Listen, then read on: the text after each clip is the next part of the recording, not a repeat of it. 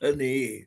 Welcome to World Storytelling Cafe, and today it is our bi weekly worldwide story round hosted by none other from Get a Word in Edgeways, the amazing Mike Rust. Over to you, Mike.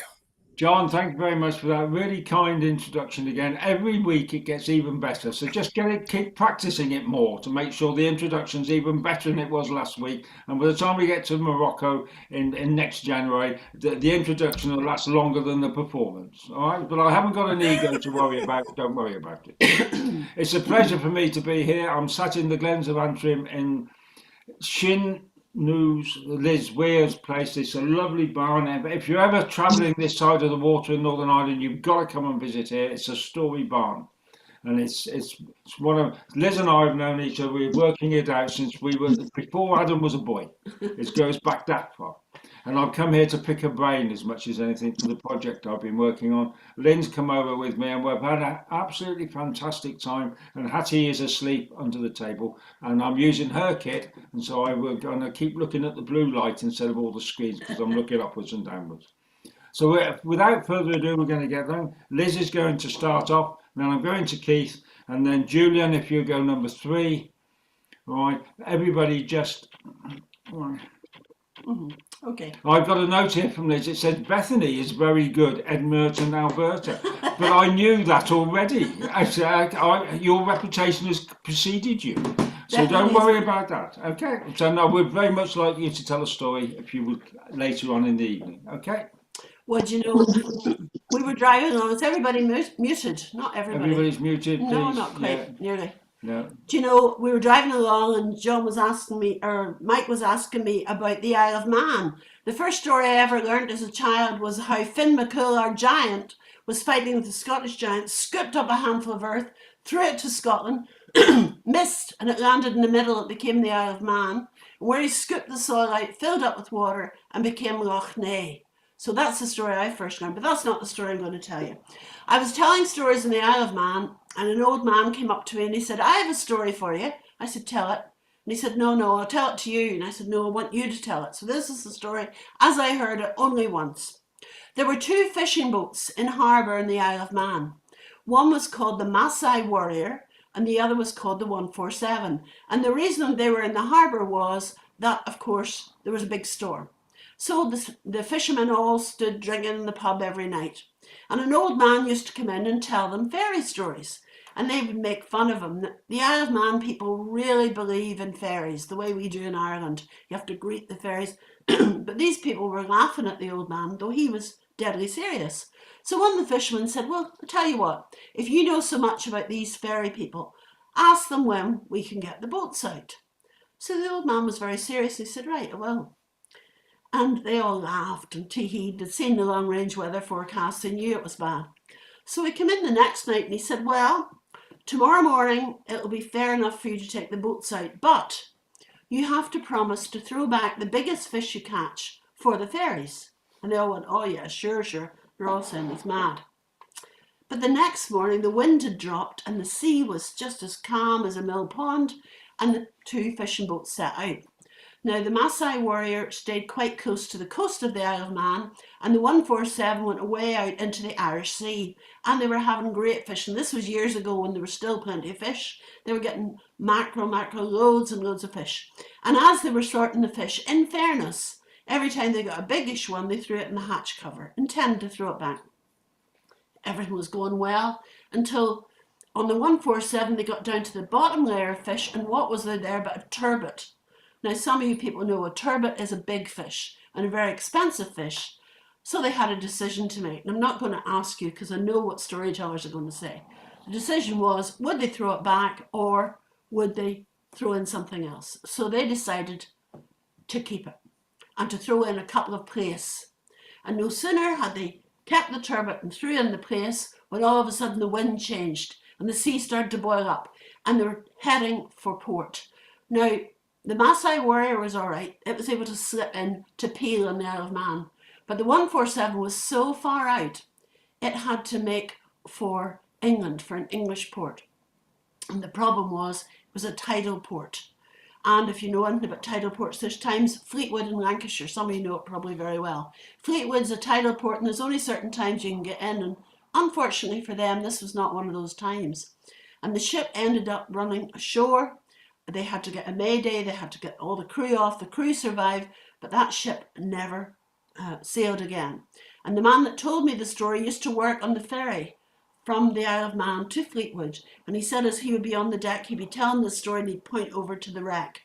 Now, I happen to know that wreck was shifted about 5 years ago, but that I'm telling you is an absolutely true story. And the moral for any good storyteller is never, ever, ever make a deal with the fairies and then break that deal. And that's my story, short and sweet. Thank you. Yeah. Back to Mike here. There he is. Right, absolutely. Thanks very much, Lee. I did say Keith to go number 2, but Paul, if you're still there, do you want to go straight away if you're only here for half an hour? Yes, please, Mike. That'd be fantastic. So if that's all right with you, Keith. Paul 2, Keith's 3, and Julian's after Keith. Okay. Thank you, Keith. Paul, away you go. Very generous. Well, as you well know, actually, we are on a day. I have seen the biggest waves off St. Bees, and I've seen for many a year. Really, St. Bees for everyone is a coastal village in Cumbria, and there's some storming big breakers out there today. But mine, and thinking, I thought of that after you, Liz, with the lovely maritime tale list. Well, mine is a tale of sheep. As you know, I'm in a county that's full of them, and we have our very own special breed, the Herdwick, which is descended, well, it brought over by the Vikings, particularly tough sheep. It can survive winters. They have been known to survive 9 days in a snowdrift, eating their own fleece. Now, how many of us, maybe Babasi, but how many of us could survive 9 days in a snowdrift? I don't know. We certainly wouldn't. I haven't got much fleece to eat, and it's not looking good. Yeah, and none of us, I think. But Babasi, I reckon you'd survive anything. But anyway, well, I'd say we have these fine sheep. They're particularly tough, very gorgeous to look at. The sort of taste of the meat, if you're a vegetarian, the mutton's a little bit of an acquired taste. But I'm vegetarian, so I'm not going to touch them. But anyway, my tale relates to an old farmer and his 3 sons. Now, the old farmer has kept his favourite sheep for many a year on his small hill farm in Cumbria, and he's reaching his last days, and he's wondering, and as are his 3 sons wondering how they're going to maybe divide up the farm, but more importantly, how they're going to divide up his beloved sheep, and they can look after them together. So he's there and he's scratching away with his will, with his pen and ink, or his quill. In fact, it's an old story. And he writes his will and says, this is it. When I've gone, you can open this with a trusted village elder, and he will tell you what you're going to do with the sheep and how you're going to divide them up. So they care for him to his last days, look after him very well. But finally, the day has come and he sleeps and wakes no more. Well, they're excited at this moment, the 3 sons, as you'll be gathering his last quill and testament. You'll be gathering, there's an elder one, a middle one, and a younger one. And with feverish excitement, the village elder opens, because we're not with lawyers, we don't deal with lawyers in Cumbria, too expensive, don't want any of that. So the village elder does this and opens up the last will and testament of old Jake, as his name was. And there they find what seems a very good way of dividing up the sheep. The elder son will get half the flock, the middle son will get 1/3 of the flock, and the youngest son will get 1/9 of the flock. Seems reasonable. They go into the field and start counting. Now, there are particular numbers in Cumbria, and I'm not of exactly the world's best to count up to the number that we're talking of today. So I will go back to the more traditional counting of 1, 2, 3, 4, up and down. And they counted slowly, slowly, slowly, and realized that there were 17 of the Herdwick sheep in the field. The 3 sons looked at the sheep. They looked at each other. They puzzled. They sort of scratched their beards because they were bearded, needing to try and survive in the snowdrifts, and working, how on earth are we going to do this? Thank you, Julian. Thank you. And how are they going to divide these sheep up? Hours pass, and finally they think the solution for this is to go with the village elder's no good. He didn't offer any advice at all. being a bloke. So they thought, no, let's go and see the wise woman of the village instead, the hen wife. Lived on the outskirts of the village, kept hens, hence their name, the hen wife. And she said she listened to their troubles and thought, how can I help these three boys in this significant problem they have? And finally, she smiled and said, well, I can answer this for you. I have an old ram in my, or rather a tup as we call them. I have an old tup in my shed. If you take that tup back with you, you can borrow it, but I want it back by tonight. But take that tup into the field with the other sheep, and that will solve your problem. Now, the three boys looked very incredulous at her, didn't really disbelieving, but they knew her to be a wise woman, took her at her word, took her tup away and took it into the field with them. And she had told them, when they get the tup back into that field, you count your sheep again and see if it makes a difference. So they did. Took the tup, added the tup to their 17, and lo and behold, they had 18 sheep. So the eldest boy realized very happily that he would take 9 of the sheep away. The middle one was delighted too. He could suddenly take 6 of them away. And then the youngest was able to take 2 of the sheep away without having to cut any of the sheep in half, which had been their first problem. Utterly delighted, they smiled to themselves and took the old tup back to the hen wife, and she smiled back at them. And with total gratitude, they then invited her to a supper that evening and praised her for her wisdom. And that is a mathematical tale for a Sunday evening and to work out for you. Brilliant. Well, thank you very much, Paul. And I see there's a Julian's come from Cumbria as well. Yan Tan Tetherham. Yes, that's the old Britannic way of doing it. They use that up in the Welsh Hills sometimes from time to time. Yeah, absolutely. I see Sue's here from South Africa. Well done, Sue. Are you telling tonight? Put your thumb up if you want to tell tonight, because 2 weeks ago we were saying you didn't get a chance. So we're very much delighted to see you here again, and I would love for you to come and do it. Right. So we're going to go to Keith next, then Julian. So Keith from Wolverhampton, who's going to be off to Marrakesh and back by the sound of it, but we'll talk about that another day. So here we go. Thank you, Mike. 5,000 years ago, there lived a warrior called Akfar. Akfar, at a time when warriors ruled, and they roamed the country with their bands, and they burnt and they pillaged, and there were no nation states, there was no infrastructure to defend people. They had their hill forts that they retreated into when these bands came marauding through. But that was the way. There were no nation states. There was no one to protect them. But Akfar's band grew. It grew as it marauded. And there were many reasons why people joined their band. Some people were just displaced and they could join the band. Some people wanted the pillage, the gold and silver that they grew on their way. And others liked the violence. They like the violence and the power that gives a group of men who are stronger than those around them. And as they traveled south, because the Akfar was in what is now Denmark, they traveled south and their numbers grew and grew. And by the time they had turned east through what we call the Low Countries now, the band was huge. And it was almost like an army, and divided into brigades, and the plunder was taken almost like a military campaign as it swept through the countryside and the countries.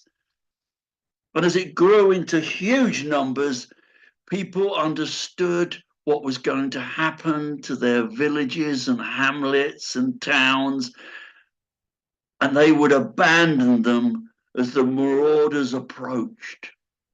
And sometimes they would just sweep through and pillage. Sometimes they would burn the whole place to the ground and then just march on. And the villagers would return and they would make the best of what they had and carry on. But this was how everyone lived in those violent times. And by the time they turned south, what is now Brittany, they were 3,000 strong. Imagine an army sweeping through a country. They had carts full of silver and gold and jewels. They plundered food. They fed the army, as all armies did in those days, on their way. And the people suffered, and then they swept on, and the people rebuilt their homes and their lives after they had gone past. And all this happened until they reached Karnak. Karnak, near the coast of Brittany. And they were camped, if you can imagine, 3,000 strong. They swept back in their encampment 10 kilometers, 6 miles, and the campfires were lit and the tents were raised, and they slept ready to sweep through the village of Karnak. They already knew the people of Karnak had abandoned their town and were hiding in the caves by the sea. They hadn't decided at that point. Their leader would decide. He was at the head of this army, but all the way through there were leaders, almost like majors and captains and brigadiers, and the men followed their orders, for that's how they stayed together and got their plunder. But one person did not abandon Karnak, for she lived on the outskirts, a woman, a henwife. I like that description, because every village in a story like this has a wise woman who lives on the edge, and she lived in a cottage, and you could see the smoke rising through her roof and the herb garden outside, and people came to her for solace, for herbs to heal, and she was left very much on her own. But people were nervous of her. It was not a time when people were solitary. But everyone else had abandoned Karnak, apart from Jewel. Jewel had stayed. And as the dawn approached, that strange light before the sun rises, which is grey almost, the army began to raise itself, ready to travel on in its violent way. And as their leader, Akfar, stood and stretched and looked out over the small cottages that were spread before them, he saw a figure standing in their way. And he was shocked. No one stands in their way. No one stands in their way in a group, let alone a single figure, let alone remember these times, let alone a woman. And an old woman in a robe, a blue robe, an old woman holding a hazel branch. And we all know the mystical properties of hazel. And then he laughed. He laughed. He laughed. He knew he was going to have to kill this old woman. But who did she think she was? And a murmur and a sniggering ran through, right back the 10 kilometers through this entire plundering horde, as they heard about a woman, old woman, standing in their way. And as the sun rose finally and painted the horizon pink and orange, the leader stepped forward and said, "Stand aside, old woman. Stand aside and we will spare you. We will not spare your village, but we will spare you for standing boldly before us." But Jewel said nothing. She raised her arm to its full extent, and the hazel twig pointed toward the sky. And as she spoke, there was a stirring around her, a stirring in the dust that grew and grew and grew until a cloud of dust, like a tornado almost, swirled up above her, right up to the clouds. And the horde looked on aghast. At the rear, the men circled their leaders as if to protect them. But as the dust tower collapsed and spread over the entire army of marauders, they were turned to stone.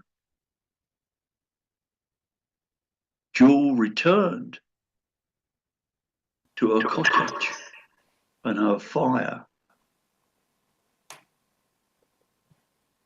If you visit Karnak to this day, you will find 10 kilometers of standing stones. They don't look like soldiers anymore, before they have been worn down over 5,000 years of wind and rain. And no one knows how they got there. Thank you. Well, Keith, thank you. That's absolutely lovely. I've never been there. It's on my bucket list.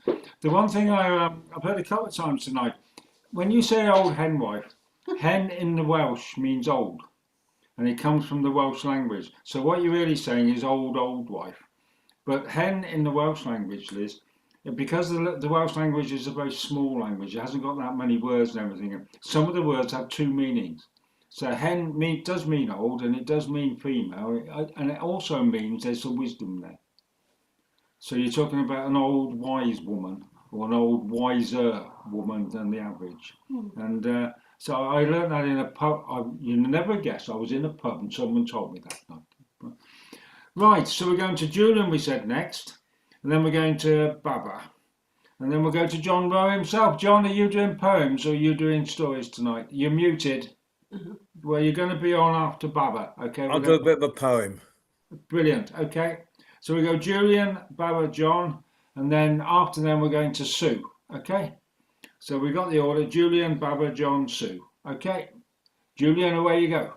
Thank you kindly. Right. Well, I just start quickly by saying, full disclosure, I don't come from Cumbria. In actual fact, I come from Sussex, where we have our own way of counting sheep, incidentally, which is Waterham, Toorham, Cockerham, Shureham, Shitherham, Shatherham, Winebury, Wagtail, Tarrydiddle, and Den.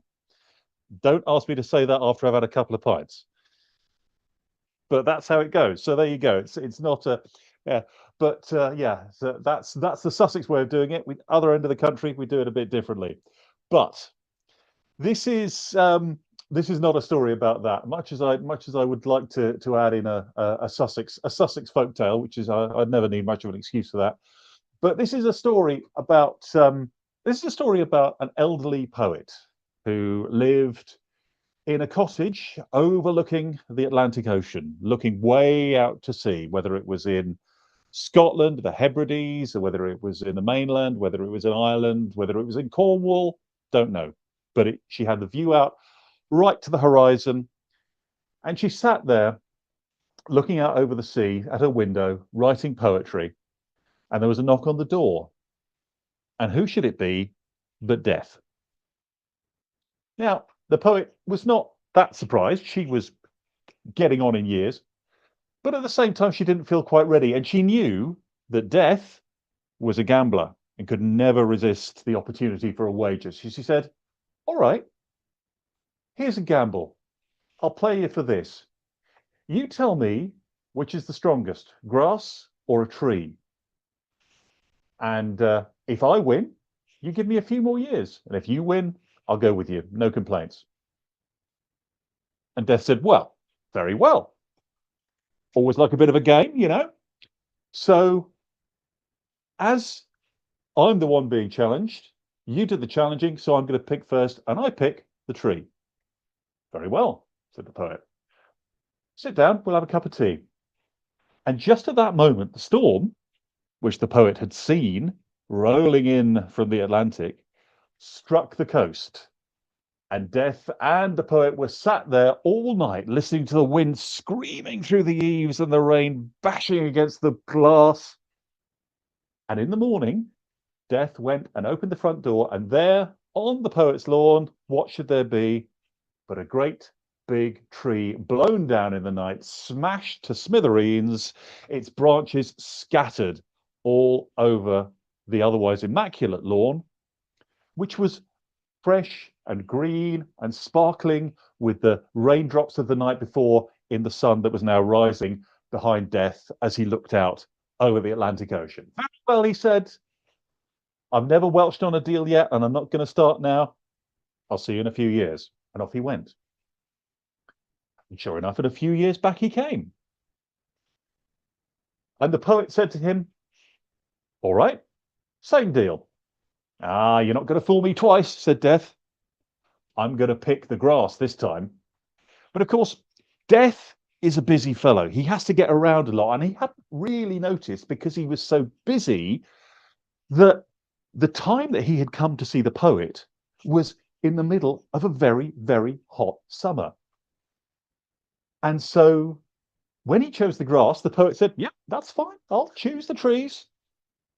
Sit down, we'll have a cup of tea, and then we'll go and have a look. And they did that. And just as they finished their cup of tea, the clock struck 1 o'clock in the afternoon, hottest part of the day. The poet opens her door, and there are the trees around her garden, full of birds, full of bees, with blossoms, all blooming and lively. And there is the grass, brittle, dry, dead as a doornail. Death has been bested once again. Very well, said Death. You have 3 more years, and I'll see you then, not a day longer. And off he went. And so 3 years to the day later, back he comes. And when he came back, he found not a poet waiting to trick him with another little whisty little wager, but he found her in her tiny bedroom with her books neatly stacked away on the shelves and letters written and addressed to friends on the mantelpiece. And she said, fine, I'm ready now. Let's go. And that's the story. Oh, thank you very much. That's lovely. Thank you very much, Julian. That's just what we wanted. Now then, you're going to be surprised to hear this comment, because I'm being bullied here. Liz here is keep on saying, so you haven't put a woman on yet. It's all men, and they're all, absolutely. So we're going to have to go with Baba. But before we go to Baba, after John, before John and after Baba, we're going to go to Sue in South Africa before I get beat up completely. Okay. So next to be Baba. Where you go, mate, and then. All right. Just if I. You went mute, Mike. Okay. So I'm going to try to sneak in 2 quick stories, because Julian just reminded me of a story related to his. But Friday, we had a very talented storyteller, Yiva Raghunath, I hope I said her name right, who told an Indian story about a turtle that wished to fly. And that inspired me to tell my first story. So here we go. And I'm going to tell a slightly abbreviated one because I want to get 2 of them in. So, long time ago, before my beard was black, in fact, before I had a beard, before anybody in this room was born, the animals could talk. And there was a turtle, a very gifted turtle. I mean, you name it, he could do it. This turtle built his own house on land. This turtle had a garden that surpassed anything around, and this turtle could swim so fast in the pond that no fish, nothing could keep up with him. But this turtle was envious of what, you say? He was envious of the birds. Why, you ask? Because they could fly. And this wonderful turtle who could build structures that no one else could build, who grew a garden that surpassed everybody else's, who could swim like nothing had ever swam before, was jealous. He wanted to fly. He wanted to fly real bad. Now, coming to visit him one day was Sis Goose and her sister, Sis Goose. So they were both sisters. They were sister gooses, or geese. And he was watching them fly and waddle and swim in the water, and they were having such a fantastic time. And he said, I love the fact that you can fly, and I'm going to have you over to dinner, and then I have a favor to ask. And so they came to dinner, and he fed them what geese like, and since I don't know, I won't say. And afterwards he said, I want you to help me fly. And Sis Goose looked at her sister named Sis Goose and said, turtles can't fly. He says, but I have an idea, and if you'll help me, I'll be able to fly. And so they said, honka, honka, which meant okay. So the next day, Turtle went out and found a long log, actually a long branch. And he told Sis Goose and her sister Sis Goose, he says, each of you put this in your beak, and you fly, and I will put my beak over this, and I'll be able to fly with you. And they said, okay, but don't talk. He said, no, I won't. Well, word had gotten around that the geese were going to help this turtle fly. And so the newspapers and the media gathered around, and there was a reporter saying, we're here today in Turtle Pond to watch a turtle try to fly. And off they took, and he held on, and he was flying, and he was flying, and he was flying, and he was flying. And the reporter said, oh, it's so nice that these geese fought to help this turtle fly. And Turtle heard them. He said, no, they didn't think it. I thought it. And they went on, oh, what wonderful birds, what wonderful friends these geese are to help this turtle fly. I wonder where they got the idea. And he heard that, and he got angry. He said, they didn't get the idea. Bam! And his shell shattered in thousands of pieces. Now, I'm going to end my story a little bit different, being vegetarian. Because in the original story, this is how turtle soup came to be, but I'm not talking about that. In this story, he landed, his shell had used to be as smooth as it could be, but it shattered, and the geese felt so bad that the geese and the friends around came, and they glued his shell back together, but they were missing a few pieces, which is why we have bracelets and wristlets and bandits and things made from turtle shells. But they glued most of it together, but it was bumpy from there on. And the lesson in the story is going to be slightly in the opposite of why we tell tales, but sometimes you talk, sometimes you don't. And you got to know when and which one it is. Asante. Now, the story that Julian inspired me to tell, I'm going to tell an abbreviated version of as well. I'm going to make it short.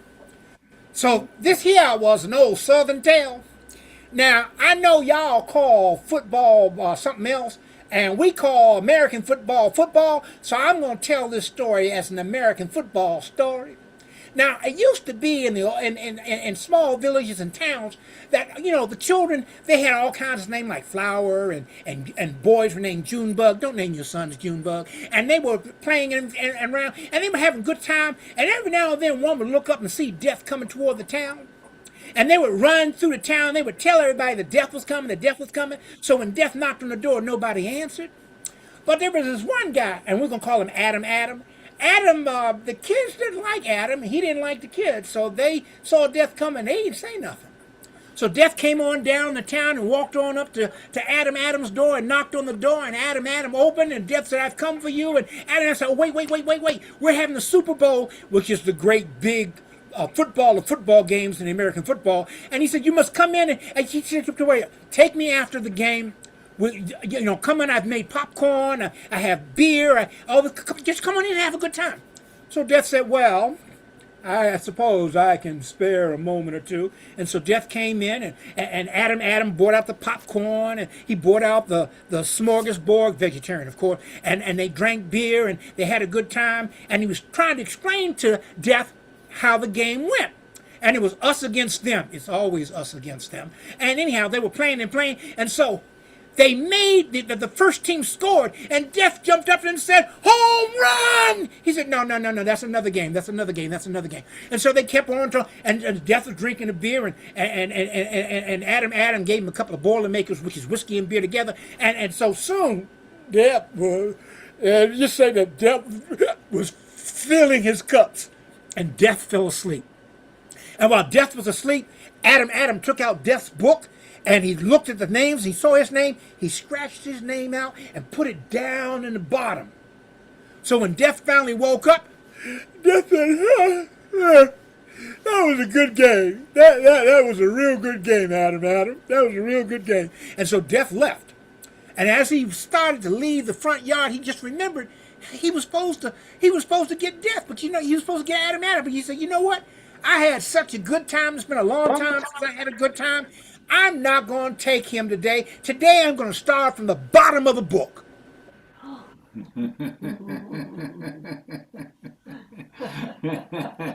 And the moral of the story is, Death can cheat you, but you can't cheat Death. Asante. Absolutely. Well done, Baba. Thank you very much. Thank you, Julian. Right, so we've got a bit of housekeeping to do. So Good night, all. I'm getting. I'm just heading. See you Okay, soon. Paul. Nice to see you. Thank you for being here, Paul, and safe journey home, my friend. Off to the Okay. theatre. Oh, yeah. Okay, so I've got Bethany, I've got Evita, I've got Jenny, I've got Taha, and I've got Siobhan. Sue. And I've got them all in the list. So you messaging me, telling me that we've always got room for everybody here, and so we should get everybody on. So don't worry about it too much. So I've had messages from you all. So we're going back to Sue from South Africa, then from John, and then we'll go Bethany, Evita, and then Jenny, Taha, and Siobhan will go, and that'll be it probably for tonight. Okay. So don't worry about it. There's plenty of room, and if there's not plenty of room, I'm here in a fortnight doing something else, doing this all over again. So you're very welcome to come back and everything else. But I'll get you all on, so don't worry about it too much. So Baba, that was lovely. Thank you very much. So we're going from Sue from South Africa, and after that will be John. Baba, this is for you. Because I just want to boast. I went to a little town called White River in Mpumalanga, and I found a second-hand bookstore. And I went browsing, and I found 2 absolutely gorgeous books with East African and Southern African tales in them. And I wish I could get them to you somehow, because they're authentic and they are absolutely wonderful. Just post them to me, and I'll read them. And if I don't like them, I'll send them to him. Okay. Okay, good plan. Okay. Right, so the story that I want to tell you tonight is from Malawi. And it's a story about count your blessings and being grateful for what you have. So it's also about unusual friendships. You know, in the animal kingdom, we see a lot of those. We see all these little YouTube videos about a goat raising a turtle and things like that. And this is the story about the king of the lions, and his name is Ngango, and his friendship with little Timba, a robin. Now, Ngango was brave and strong, and he was a fierce hunter. Whenever he went hunting and he killed a big animal, he would go and stand on the tallest anthill around, and he would go, "Nganga, I am the king. Nganga, this is my land. This is my land." And all the animals, of course, would revere his power. But the little robin, Timba, discovered that Ngango, even though he was the biggest and the strongest, he couldn't always finish all the meat. So if he waited for long enough, these juicy little maggots would start growing out of the meat, and that was his biggest pleasure. So, of course, I mean, the two of them sort of struck up this friendship. And one day, Ngango the lion said to him, "Now, Timber, tell me, little Robin, why do you demean yourself by eating the flesh of a maggot? Don't you crave for wonderful, red, healthy meat?" And Timber said, "Oh, yes, I do.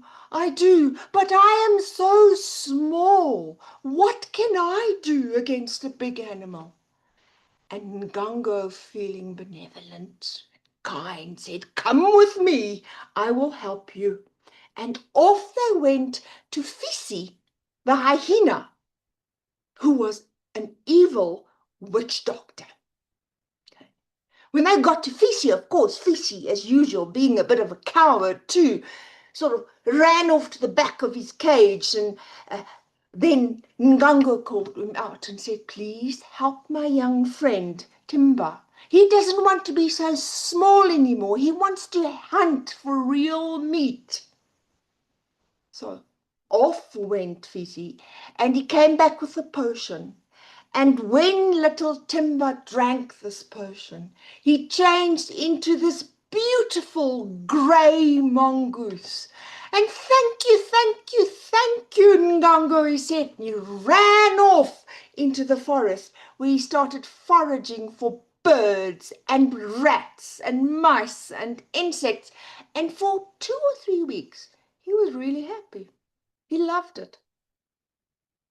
But then, one day, he came across his friend Ngango again, and Ngango said to him, "Tell me, my young friend, how are you doing? Are you happy?"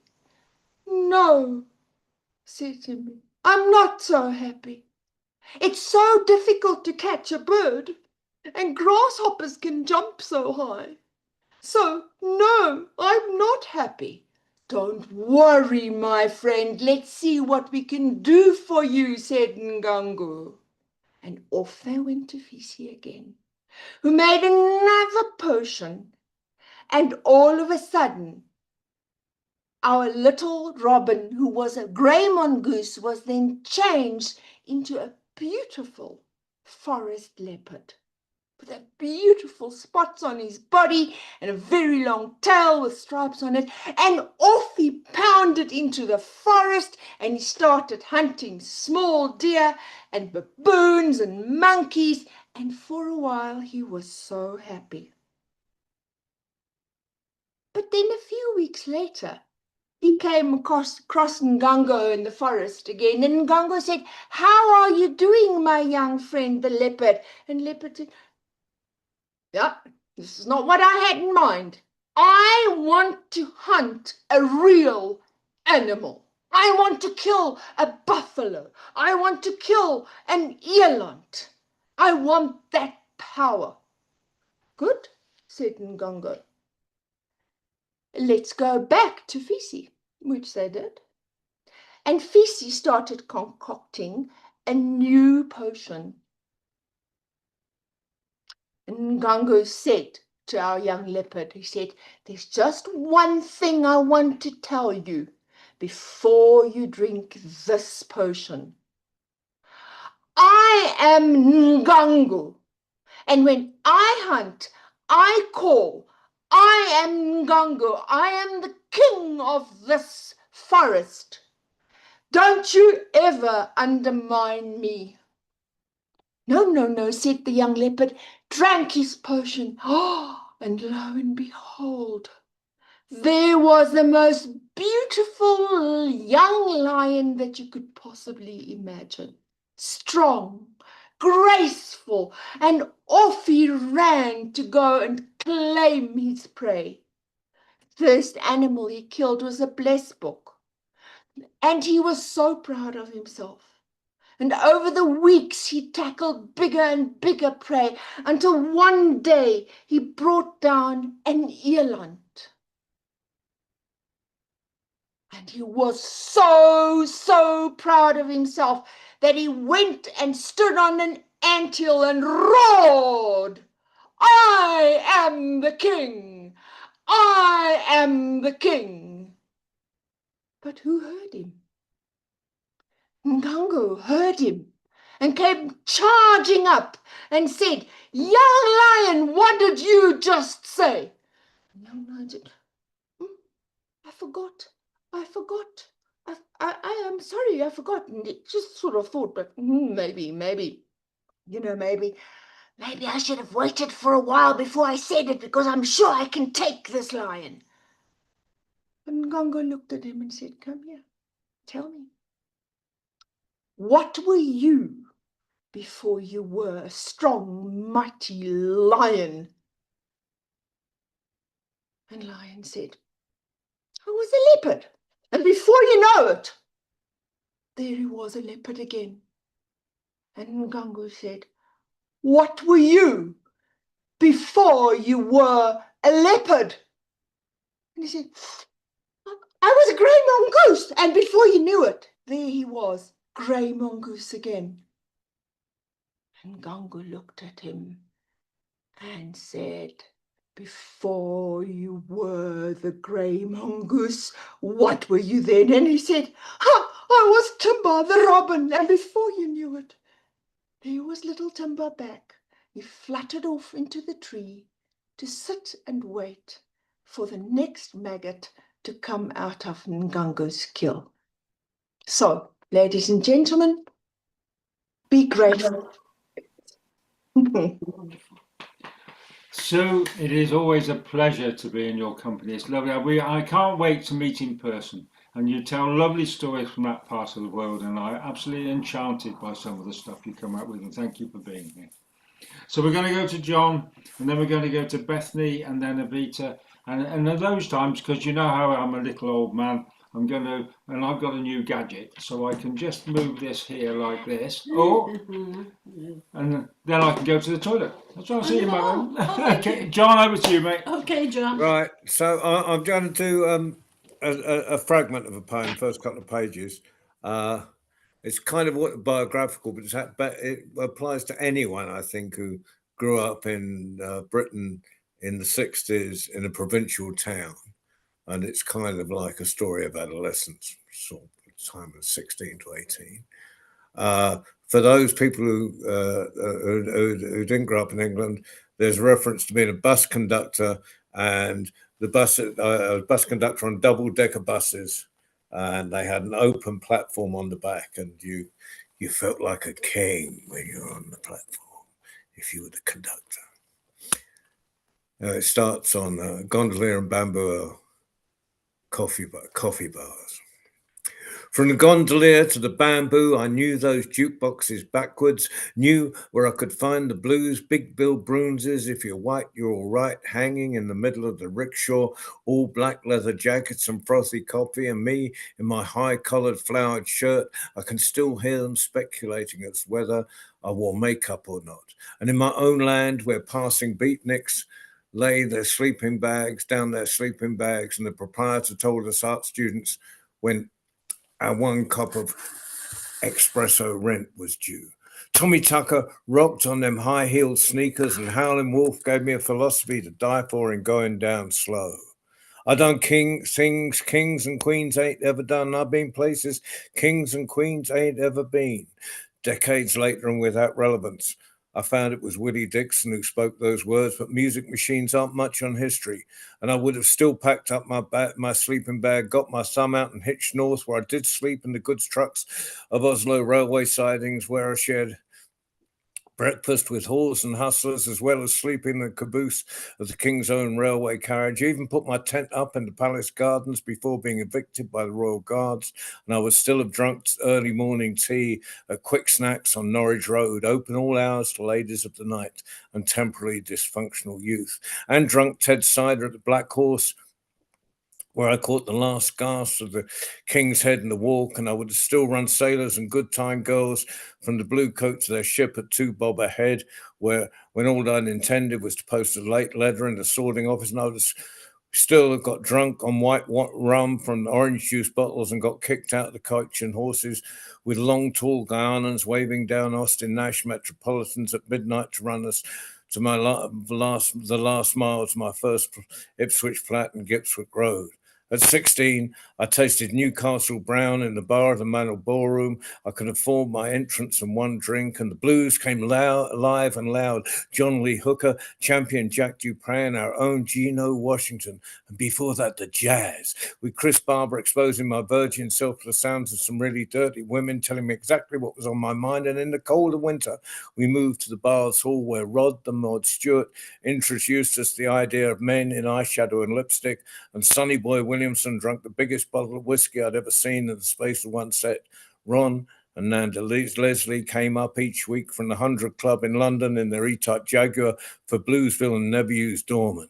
No Dorman either at Halloween in the High Street where the groundhogs blew in outrageous checks blew away an art school where ideas flowed as fast as Dick's plastic sacks, and Maggie played Spanish guitar in the cloakroom. All you want to do is ride around Sally, ride Sally, ride. Saturday night is and always was party night, sniffing out the rumours in the Swan, gathering the bolts for lifts, 14 to afford. We layered by gender, one on another, there and back, always ending with Giles playing boogie woogie on pianos he dismantled for the purpose, and late night gatherings in Clarkson Street where I would have lost my virginity if only we could have found an empty room where 2 decades later, Jimmy Partridge with a stack of mattresses in the Porter studio recorded the basement tapes, and the Olive Leaf was packed on dance night at the Civic when Nick and the Nomads were local heroes, and General Studies was making its way to newly built universities and nursing by banning hipster trousers on men. Out back, we hauled scrap iron from Southgate's yard to workshops welded fantastic sculptures, got laughed at by real apprentices from decorating and engineering, reinvented the world every other day with cob toppers in the Arboretum, disassembled it in the Sorrel Horse, learned about poetry in a huge house at the bottom of Calderwood Avenue and communes from Brian Eno's girlfriend's mum. We were lectured by the finest artists of our time in the same college theatre where I listened to Ed Dawn read Gunslinger books 1 and 2 from cover to cover without so much as a break, and the principal tried to persuade his staff we were now living in a marketplace. In Torrett Lane, we had the whole school to ourselves, and I could work on a scale I'd always dreamed of before skipping down and joining the vanguard of Alec Dixon's newly formed community service volunteers who sent me south to Broadstairs and Bognor, where I caught Nick with the Fairies on Ready Steady Go and read in Jazz News how I was missing Jesse, San Francisco Babe, Blues Fuller at the Suffolk Punch. Levi's were hard to find then. Besides, factory wages for under 21s didn't quite cover unless you were on a night shift, and as far as I knew, there was no night shift in British fermentation, but those lead Copa G's made me so proud. I wore them all weekend and into work on Monday. By the time I clocked off, whatever was dripping from the pipes had bleached white polka dots on my heavy blue denim, and they were never the same again. But I discovered literature below the surface of the Gipping, standing beneath a single light bulb in a cold store, chilled by the river flowing on the far side of the wall, lifted east into pallets. I could let 21 pile up before the factory ground to a halt. I could read a page in 16, so unsuspecting I borrowed Kafka, read the book, wrote my first poem since leaving school, and decided I was a writer. Gathering upstairs in Orwell Books, we writers, survival of the Spanish Civil War, and Civic College discussed the implications of San Francisco Oracle Issue 1, read about her rights in pamphlets printed by the Council of Civil Liberties, complained to chief superintendents of the headquarters on Cornhill about being stopped by plainclothes policemen coming out of our own homes, and collected fares from Cranes to Butterbake. Each night at Constantine Road Garage, we counted our tickets and their money. They never put the overs against the shortfall, and I soon learned to collect my fourpences at the station without banging out a ticket, but I never did learn about fare stages. Only that at knocking off time at Churchman, the whole world seemed to be pushing its way onto a single decker to Chantry, and someone had to tell the day shift we were full. No amount of moving up the bus was going to make room for everyone, but we were kings, graciously helping mothers with trippers and traveling for free with our girlfriends and grannies. I was on non-interns in the canteen with the town abortionist, and I could stop a bus wherever I wanted. Wow, John. Just a little poem you knocked up then. Well, that's about a third of it. Right, Siobhan, I've got your message, so that's fine. So we're going to Bethany now, and then Avita after that, and then I've got Jenny. Tahe, is that how you pronounce your name? If you're there, Yes, I am. I can't see you because are you looking to tell a story Yes. tonight? Not today. Not tonight. So perhaps Next you time. could come back in a fortnight's time, and I'll be here 6 p.m. UK time. You could do one then Thank you if you so can much. to. Next time. Yes. I'd Thank love you. to hear you. I really would. Thank you. Norman. So Norman, I can see you. Yes. Bethany, where are you? There you go. Hello, all. Nice to see some new faces and some old. I generally tell folk tales, but the 5-minute story that I've got today is as old as 1965. I first appeared on a stage at the age of 5 when the St. Paul's United Church Sunday School in Peace River, Alberta, decided they would host a play based on the history of the church in the Peace Country. So we would have the Dene and the Blackfoot and the Cree, and there would be the miners and the missionaries and the trappers and the traders and the pioneers, and of course, the pioneers' vegetables. So the tall 5-year-old girls would stand in the back row and they would be the corn, and the short, me, 5-year-old girls would stand in the front row and we would be the tomatoes. Now, when you are 5, you don't have a clear idea of why the big people are asking you to do certain things. I knew from the Sunday school songs that Jesus wanted me to be a sunbeam, also a bright gem for his crown. But now, for some reason, Jesus really needed me to be a tap dancing tomato, and I was okay with that. We only had one rehearsal that I remembered, and the teacher said, "Now, girls, we are all going to be teeny tiny baby seeds, and we are going to grow up slowly toward the sun." And we all jumped up very quickly because we didn't know the meaning of the word slow. And then came a fiendishly difficult part where we had to tap heel, heel, toe, toe, heel, heel, toe, toe. But some of us didn't know our heels from our toes. Some of us had just discovered where our feet were. And I learned that the sound of the heel and the sound of the toe with the taps, well, it was much the same. So I just stomped.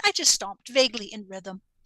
And then on came the pioneers, and they did a little square dance with us, and they spun us off stage to the great vegetable soup in the sky. Well, the big day came, and I was thrilled to discover that we got costumes. I mean, this was the big time. The tomatoes, we got these red romper suits and these green berets. But the highlight of the costume for me was this 1 centimeter of green fabric on top of the beret, because I knew that was my stem.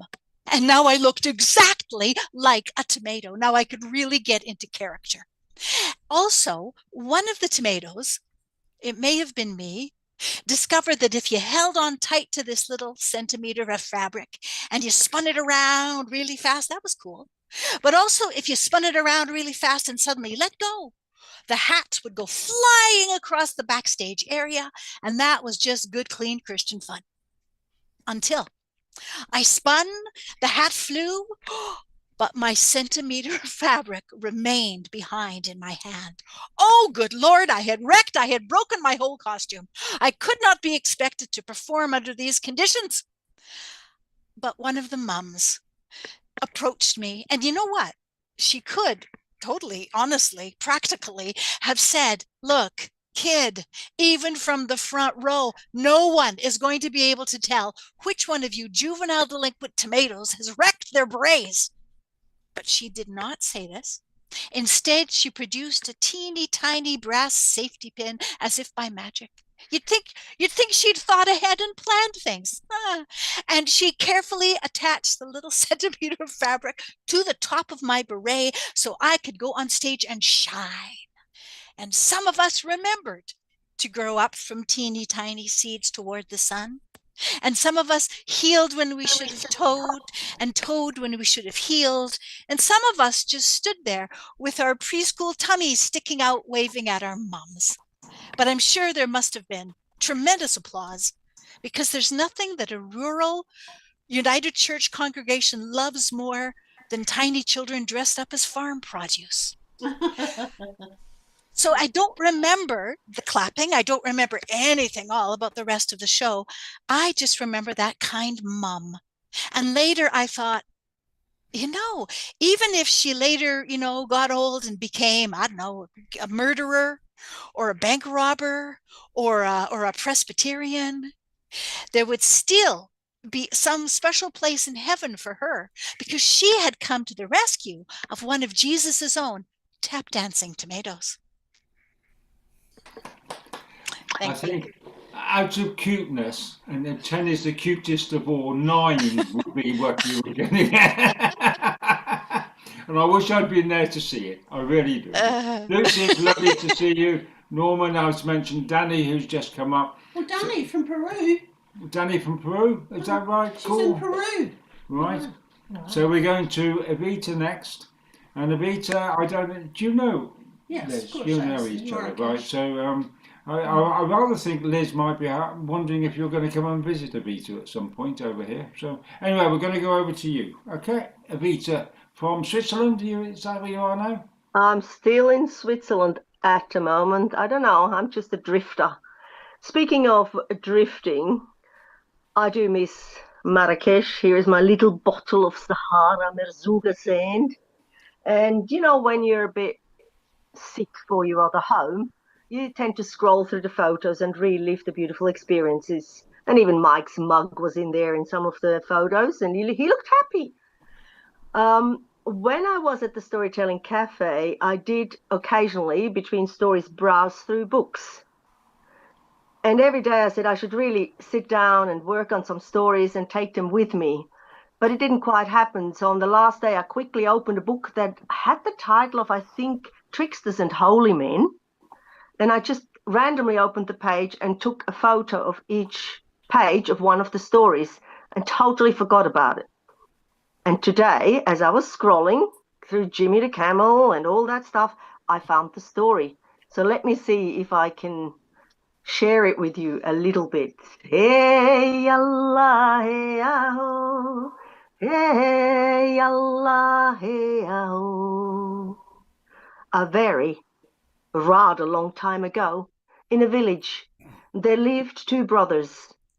One of them was very, very wealthy and corpulent. One of them was very poor and very skinny. They both had families, and when feast time came, the rich brother would slaughter an animal to celebrate the feast and would not share. Now the poor man could not provide such treats for his family, and one day he just had enough and decided he would go on a quest to find God and ask him, please, just give me a fair share of some worldly possessions. So off he walked and walked and walked. He walked for weeks and months until he came to a tumble-down cottage at the foot of a mountain. He knocked on the door. He was weary. A woman shyly opened the door and said, "What are you doing here?" Excuse me, I have just come to ask for a little bit of water maybe and some shelter, for I am weary. She says, "Oh, you cannot be here. You see, my husband is a bandit. We are poor, and my husband makes his living of taking things of other people and killing them. Oh, please, dear lady, just a glass of water?" She said, "All right then." She brought him a glass of water and a piece of bread, and as he drank, he told her his story. Now her heart filled with pity. She couldn't send that man that was poorer than them away on his way.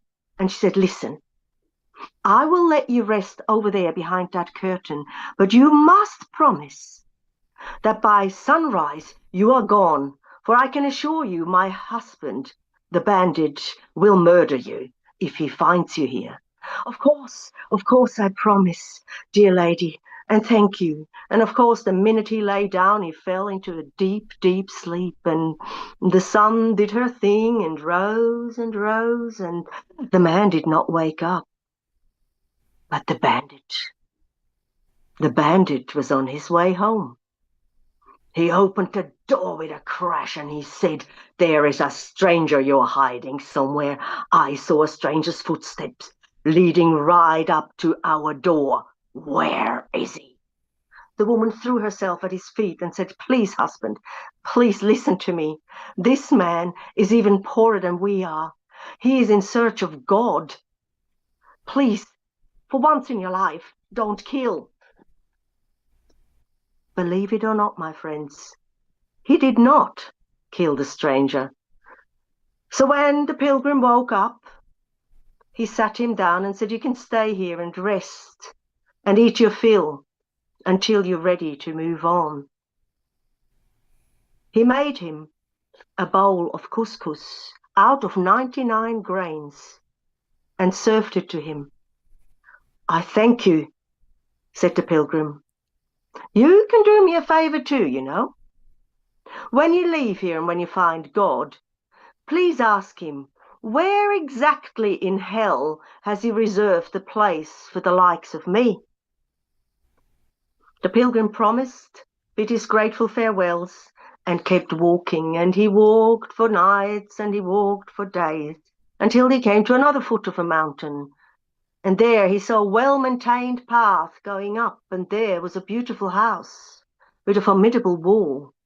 He went up, and in front of the door was a venerable-looking man, bowing on his knees.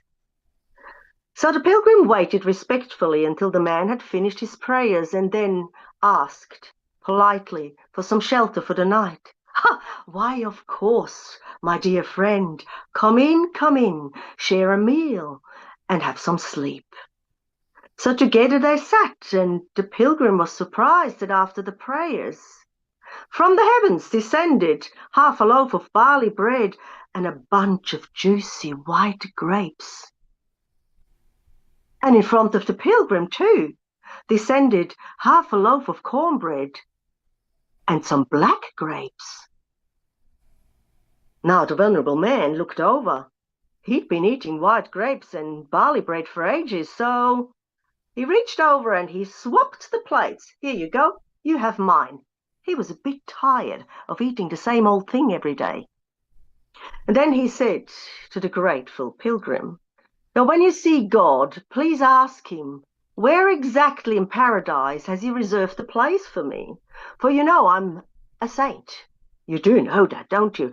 Yes, said the pilgrim. Yes, I do, venerable sir. And thank you. And off he went the next day. And he walked and he walked and he walked. And God had been watching this, and he took pity on the man, and he sent Gabriel down to find out what was actually going on. And Gabriel flew down and stopped the man's footsteps and says, So, where is it that you are going, and what is it that you're seeking? The pilgrim bowed, as you would in front of an angel, and said, Look, I am really just searching to speak to God for my share of worldly possessions.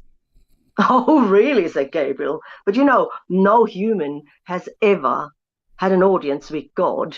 You know that. I do know that, but I must speak to God, even if it costs me my life, as long as my wife and children benefit from it.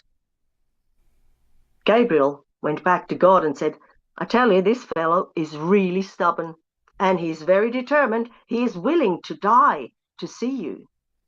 In the meantime, the pilgrim went on his quest. He just walked on and on, unperturbed. He came to an arid desert, and there he met a horse. The horse was not fat, but it was plump. Its coat was shiny. How did the horse sustain itself in such a harsh environment? But he kept walking. He was on a mission, as you know. He came to some land that was lush and fertile. And there, tiredly walking across his path, was the skinniest horse he'd ever seen. He was perplexed. How come this horse wasn't looking better in this environment? But unperturbed, he walked on.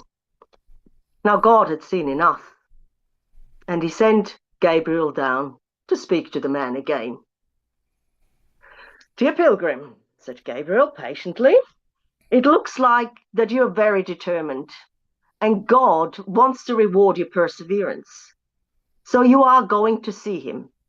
But listen carefully. You must close one eye so that you are not dazzled by the glory of God. Promise. The pilgrim promised.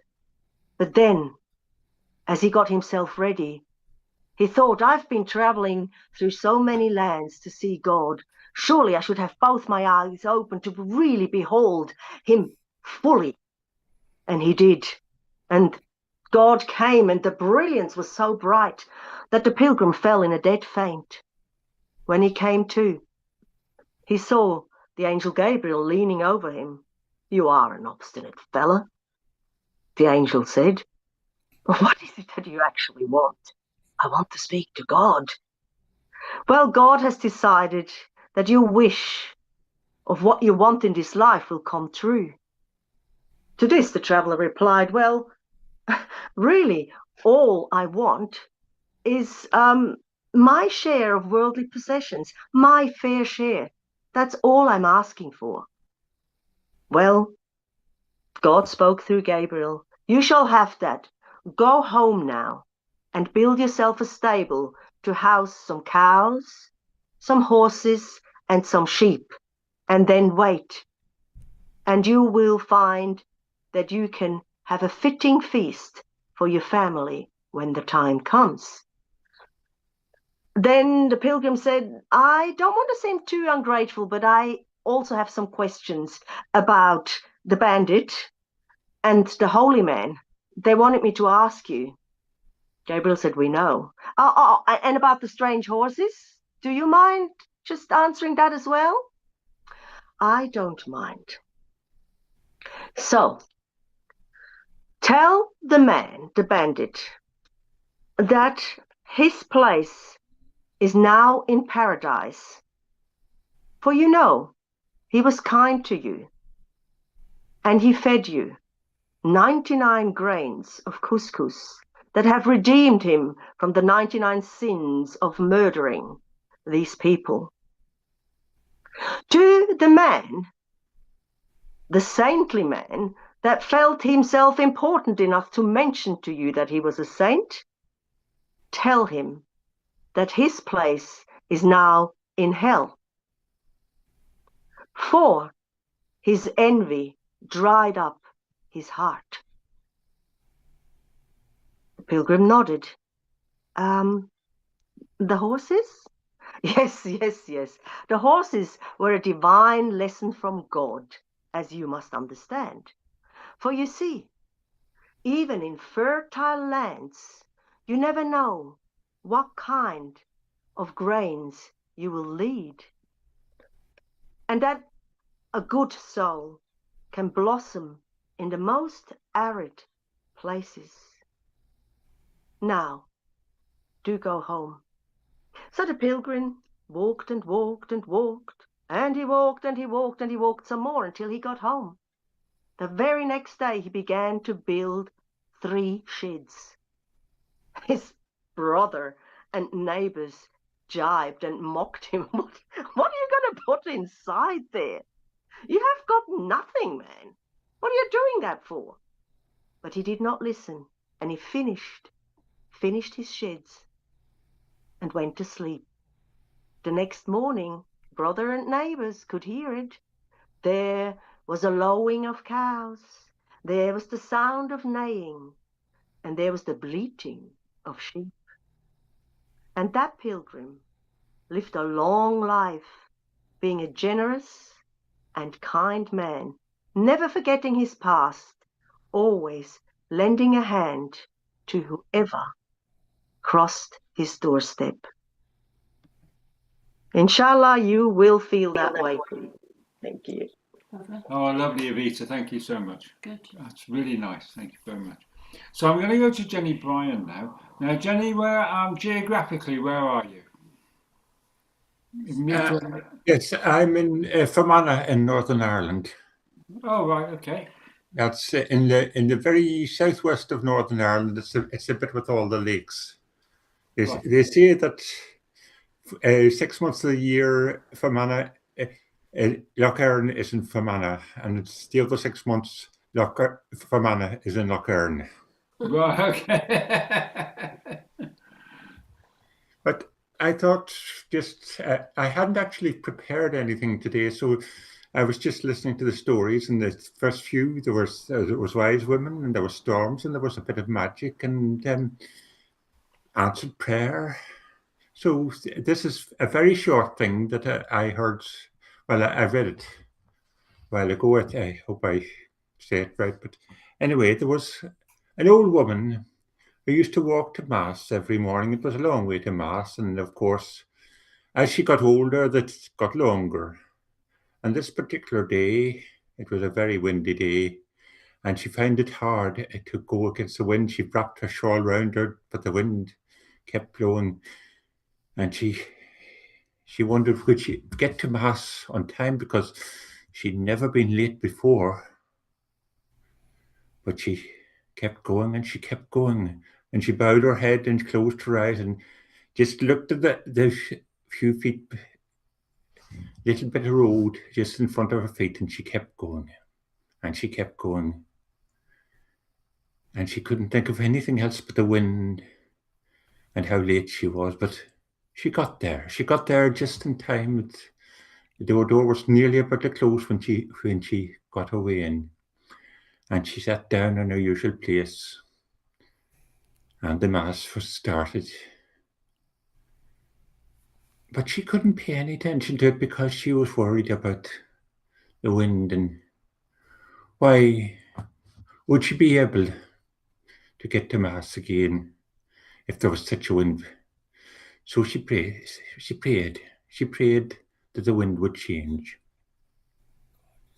And because she was such a pious woman, and because she prayed so hard, her prayer was answered. When she got out and started on her way home, the wind was in her face all the way.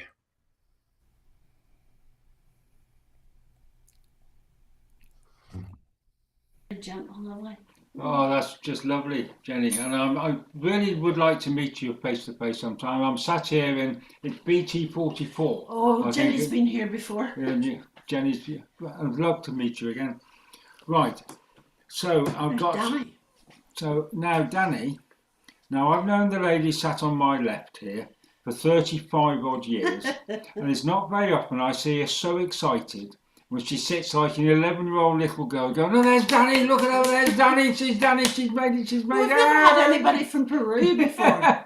She's in Peru. No, I do recognise you from Marrakesh, I believe I do. I think our paths crossed there. So I'm looking forward, and Liz tells me you sat in Peru. I'm in Peru, yes. a crazy Irish woman in Peru. So I was like, and I'm teaching yoga, so I'm here for a couple of months. Right. And I was missing stories, so I saw your link, and I was like, you know what? I'm going to join and see what happens. I was like, I'll come and listen. I wasn't planning on telling the story, but here we go. Right. Okay, so a long time ago in Ireland, there was a poor young man named Desi Jones. And he lived in a little shack by the sea. And, you know, he was a handsome fella. He had brown hair, brown eyes, but he was a cripple. He had a bad arm and a gammy leg. And, you know, so when he walked, he had a bit of a limp. When he walked, he'd kind of drag himself along. Now, he couldn't do any physical hard labor. So to make a living, he would collect seashells. He'd pick up seashells, he would polish them off, and he would try to sell them as jewelry.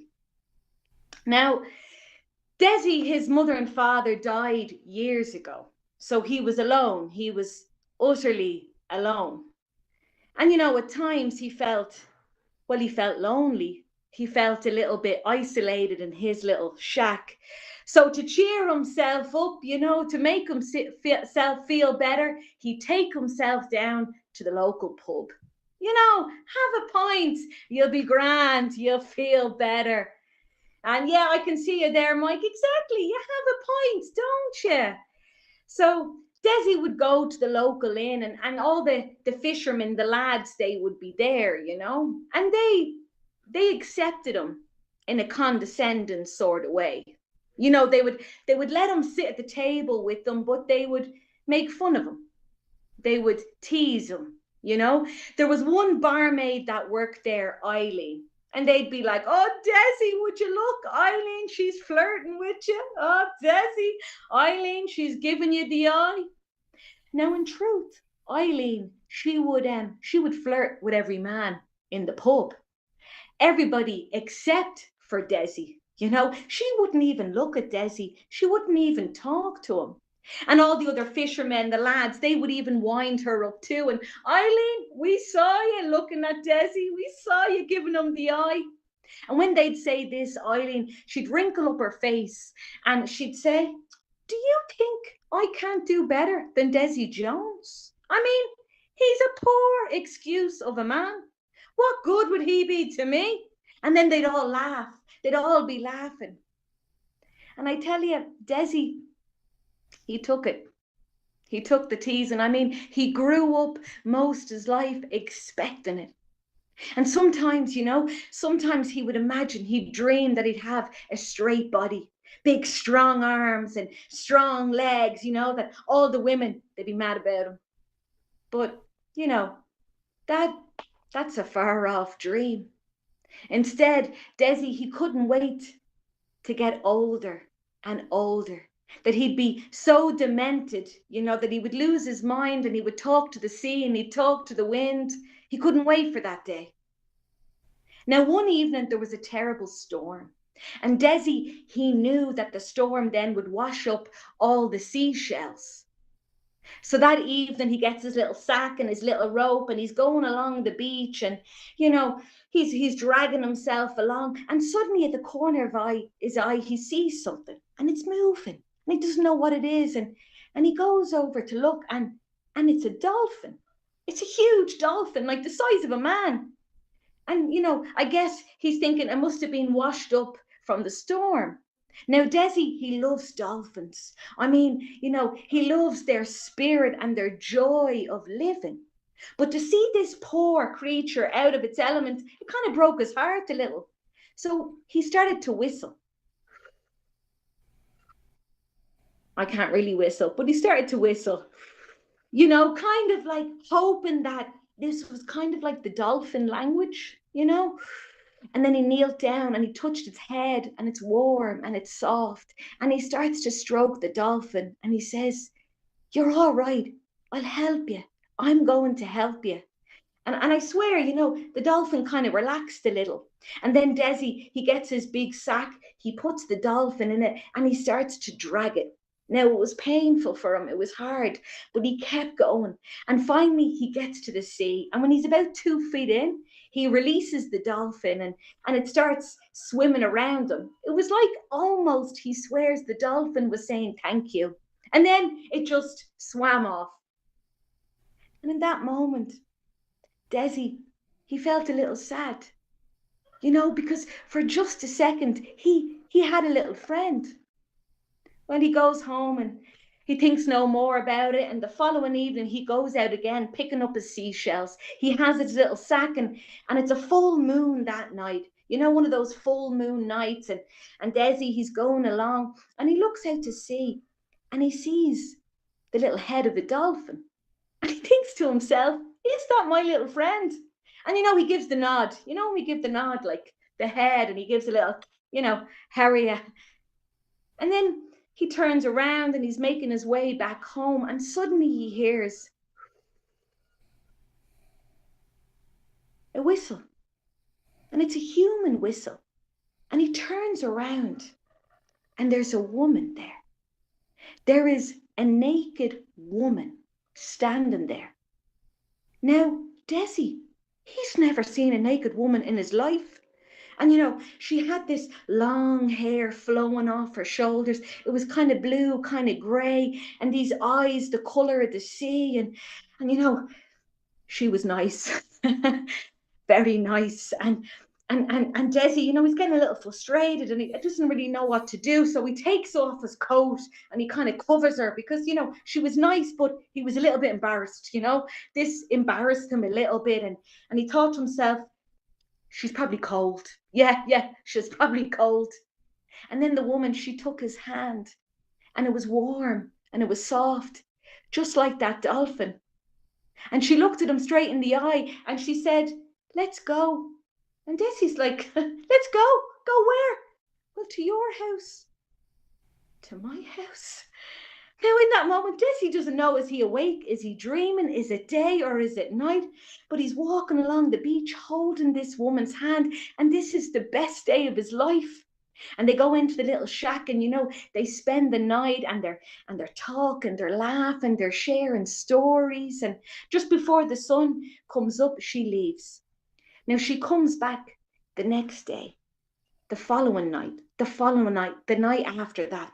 And she tells them that she's from the sea, you know.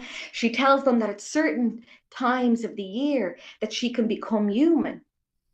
She teaches him how to make love. And then one night she tells him that she thinks humans, they used to be dolphins, but they actually forgot their swimming muscles. She says that humans, they do terrible things to each other. That, you see, they've forgotten what the sea has taught them. And Desi look at her and he agrees. He says, yes, you know, humans do terrible things to each other, but not all. No, she says, not like you, Desi. You're a good one.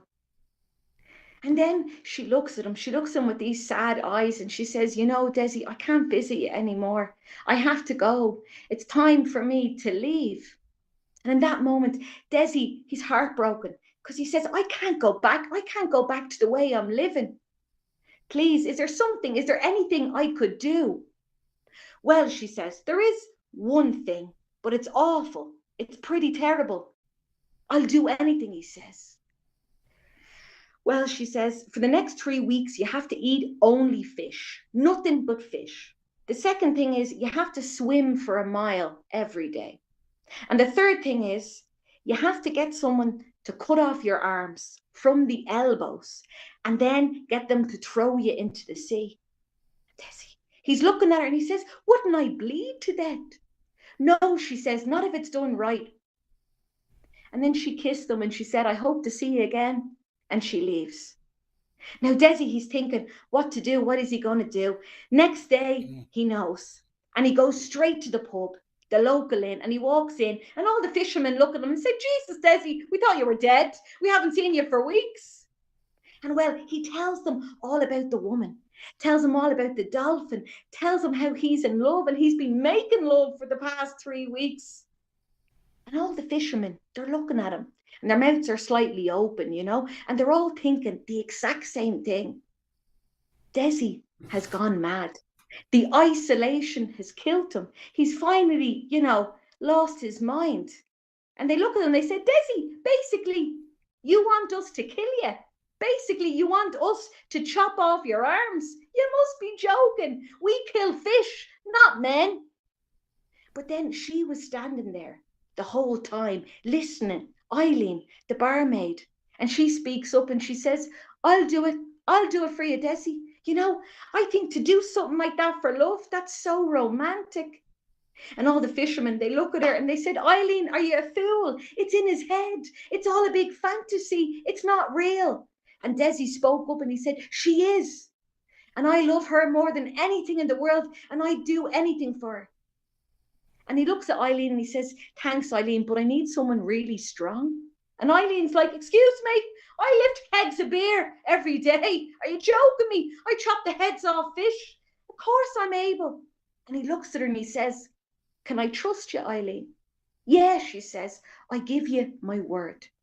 Now, that evening, all the fishermen, they kind of didn't feel like drinking anymore and nobody was really laughing and everybody went home pretty early that night. And for the next 3 weeks, Desi, he's eating only fish. He's swimming every day. And then the night has come. Him and Eileen, they're making their way down to the pier. And all the fishermen, they want to watch, but they don't want to watch. So they kind of decide to wait on the cliff overlooking the sea. And the fishermen are saying to themselves, we should be stopping this, but they don't. And Eileen and Desi, they're walking down. Eileen, she has her little bucket, her little hatchet.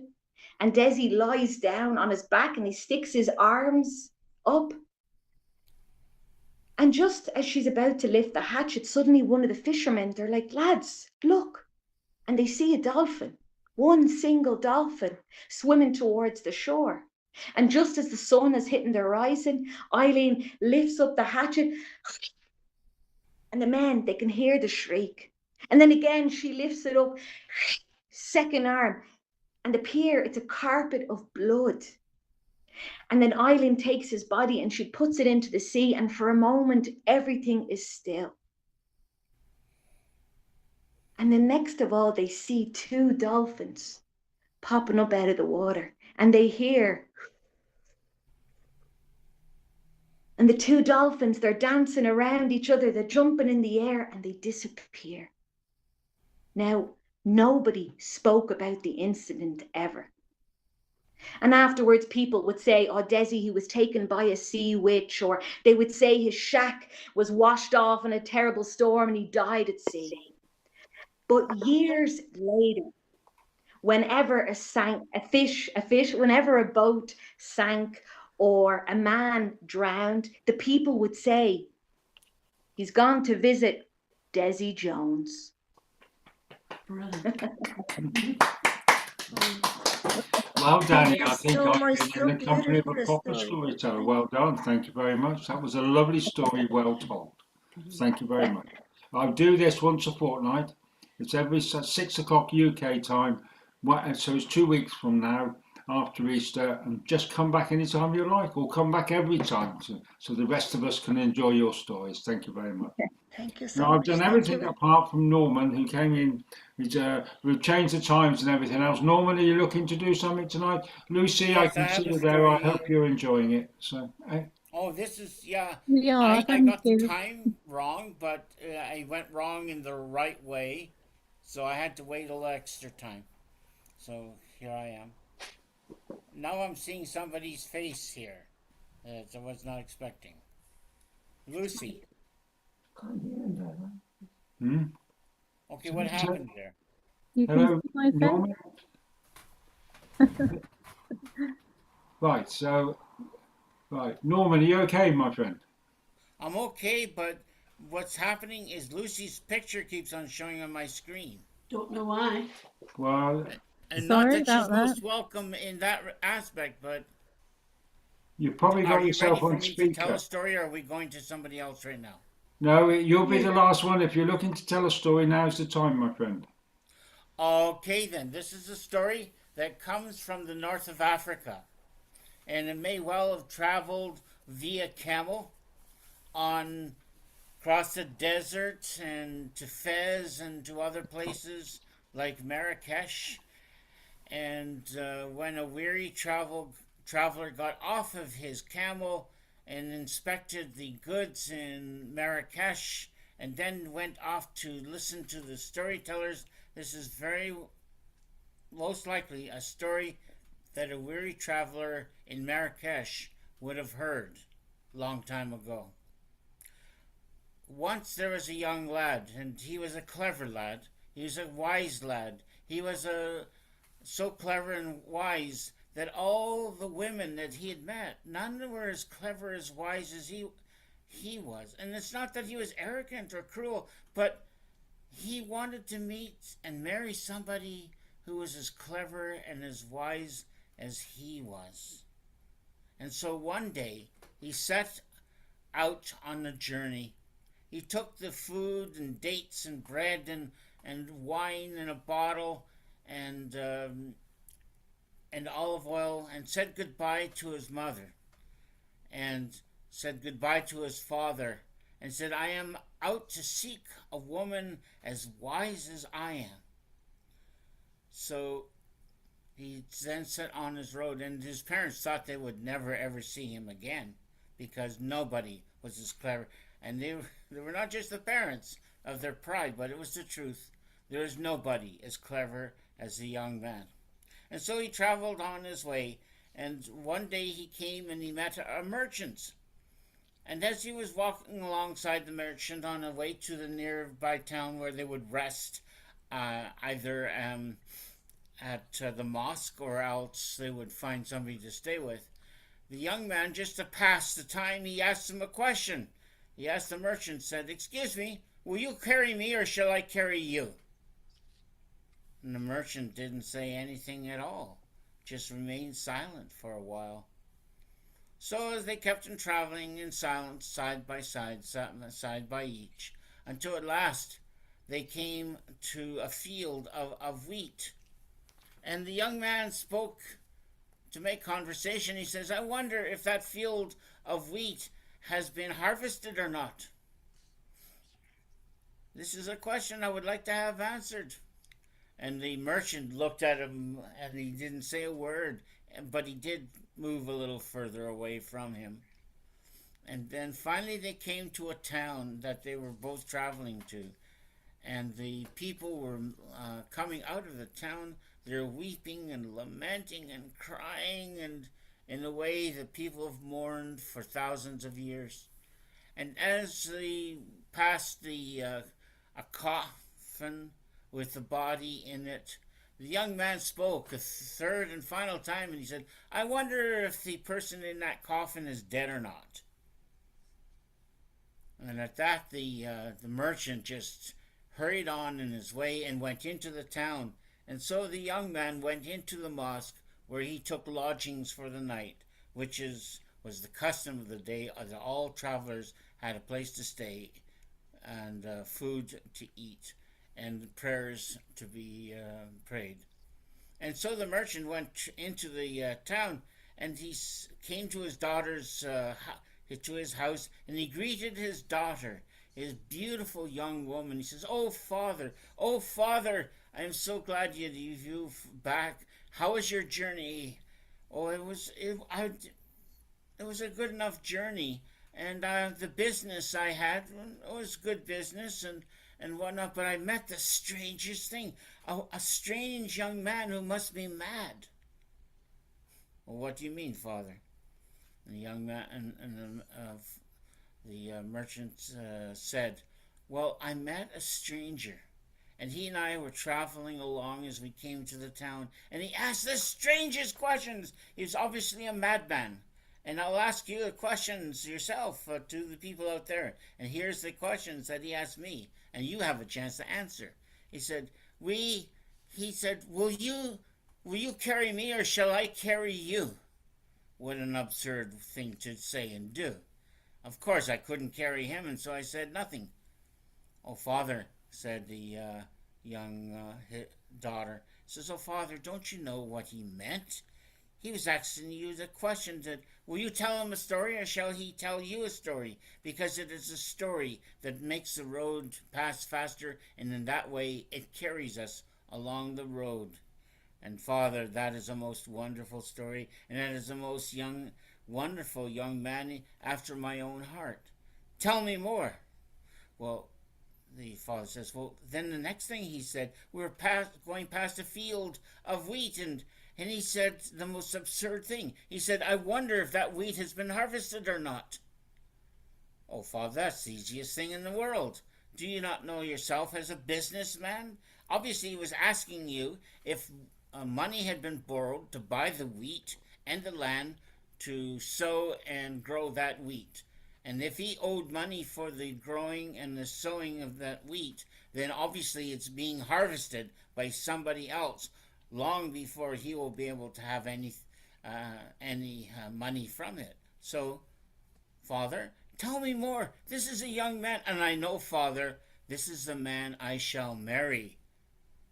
He says, "Well, it was the strangest thing," said the father, "and I don't think you will marry a madman, because as we came to the town and there's a funeral and people were weeping and wailing, and as the coffin went by, he asked the question, I wonder if the man in that coffin is dead or not."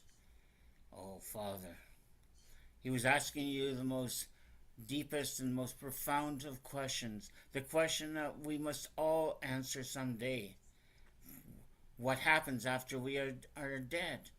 If there is nobody to carry on our name, then we are dead indeed, because there's nobody to remember who we are and where we came from. And so he's asking you, Father, was that man without children or without family? For without family and without children, we are truly dead indeed. Oh, Father, this is a most wonderful man, and he is the man I shall marry. For I have looked all of my life for somebody as clever and as wise as I was. And the father nodded his head, and he says, because he knew his daughter would not marry anybody unless they were as clever, as wise as she was. And he thought that he would remain unmarried for the rest of her life. But obviously, she was determined to marry. But the daughter says, Father, I must have somebody who will carry the messages back and forth into the young man at the mosque, staying at the mosque. And so I need a servant who will be clever and who will be honest and carry the messages as I speak them. Now, she called for a servant, and she gave to the servant a big wooden bowl, and in the wooden bowl she poured clear milk, and in the milk she dropped boiled eggs, and on the floating eggs she put the cover of a round loaf of bread. And those who have been eaten the bread of Marrakesh, they know that these round loaves of bread are very popular. And so she took the wooden bowl with the milk and the eggs floating with the cover of bread, and she said, take this and bring back what the young man at the mosque says to you, and give me his exact words. And so the servant took the bowl and the bread and the milk, and the message came back this way. It was low tide. There were no few stars in the sky, and it was a half moon. And at these words, she said to the servant, you're not the one who will carry the messages to the man I will marry, and be gone. And the father says, what's this? Never mind, said the daughter. If you understand what I'm saying, you'll know what I mean. So the second servant went out. Once again, a wooden bowl. Once again with milk. Once again with the eggs, boiled eggs floating in it. Once again with a cover of round loaf of bread. And back came the message. It was low tide. There was a few stars in the sky, and there was few stars in the sky, and there was no moon in the sky. So the father and the daughter said, you're not the one who will carry the messages to the one I will marry. And so a third servant went out, and once again the message came back exactly what the daughter wanted to hear, the words she was waiting to hear. It was high tide. There were a full moon in the sky, and the stars were blazing in the sky.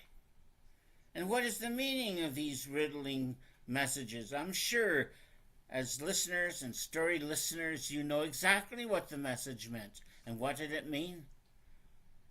It meant, Father, when it was high tide, the bowl had not been drunk from. When there was stars were blazing in the sky, the servant had not eaten any of the eggs, and she had not touched the bread, and it was a full moon. So, Father, this is the servant who I will trust to carry the messages back and forth as I have given him, and she will bring the messages from him as I want her to do. And so the messages went back and forth, the promises for marriage and all the niceties of a proper arranged marriage. And so the father finally got his dearest wish, a young man for his daughter to marry, who was his daughter's equal in every way. And they were known as Shani and Tabak. And people who got married, and they would say, they're as suited to one another as Shani is Tabak. And may each one of us find someone who is our equal in joyfulness, and wisdom, as Shani did long time ago. Oh, thank you, Norman. That was great. Thank you very much. Right, so I think we've come to very much. We've been here for nearly 2 hours. Thank you very much for being here. I can't sit here and do this without you fellas coming on and telling the stories to everything else. I know John's going to say about the future program as we go to the World Storytelling Cafe, and I know he's curating the festival for next January, and he'll give you the date. I think it's the 17th to 23rd. I haven't got 16th to 23rd. 16th to 23rd. But I would just like to say this before I finish off tonight. We're from the Get a Word in Edgeways Festival in Shropshire, and that's what I do, and it's in conjunction with the World Storytelling Cafe. But today I am sat next to a very, very special. Oh, that's my wife. She's special as well. But a very, very special friend of mine who I've known since 1900 and frozen to death. And when we were both really, really young, and I'm sat here, and if you're ever travelling in Northern Ireland or in Ireland at all, or in the whole of the UK, the Story Barn here is a wonderful place to rest your head. And I'd like to say thank you very much to hosting it for us and everything else. Very welcome. We obviously see old friends. Hello, hello. Yeah. And so I'm going to hand back to John. And John, you'll do what's coming up, and I'll be here in a fortnight's time, 6 o'clock UK time. We changed the times tonight, and you've all managed to do that. And good night from me. And thank you, Mike. And thank you. It was a special night. It was obviously the Lismet or the barn magic that was the fluence tonight, because it was a really great night. Thank you all. What we've got coming up is Wednesday, another story round. Actually, it's but we tell a story, poem, sing a song. We've got play a tune. We've got Justin Demir hosting Tales and Tunes. That's now later. That's on 7 p.m. On Wednesday. Then Friday, we've got Rasheen Murray doing the our Friday storytelling for children at 6 o'clock. And then on Saturday morning, and I really look forward to this, it's our young international storytellers at 10 o'clock in the morning. Come and be an audience.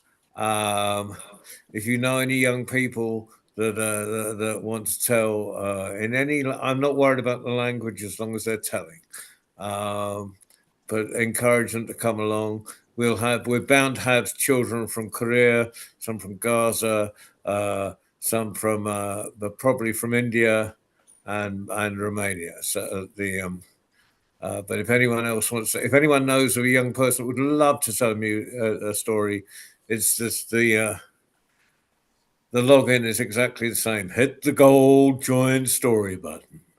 Meanwhile, thank you, Mike. Thank you, Waleed, for flying the magic carpet. And thank you, Liz, for giving Mike that fantastic technical stuff you've got and providing the barn magic. Yeah. Good night, everybody. Yeah, so I see Mike Wood has just shown up, and it's lovely to see you, Mike. And we're going to have a conversation, because I'm sat here in the barn here with the kit that she's got is really top dollar. It really is, works really well. So we're going to have to get some in Shropshire. So I'll tell you all about it just now. And I'm going to make you jealous for a second, Mike, because I'm just about to be driven to a local pub to drink Guinness, which I've been here since Friday, and I haven't had a pint of Guinness in a pub since. Liz will vouch for that. So I'll leave you all with that thought. Okay, good night. Good night, everybody. Good night. Good night. Everybody. Good night. But he didn't tell you how many pints of Murphy's he'd had. Not one. No. No, Murphy's around here. No, I haven't been to a pub at all. There you go. Yeah. Okay, see you. So far. So yet is the word. Night, night. Good night. Good night. Night. Be well, everybody. Until the next time. Like that pop of color in your head, John. Oops, he just left. Everyone take care. Take care.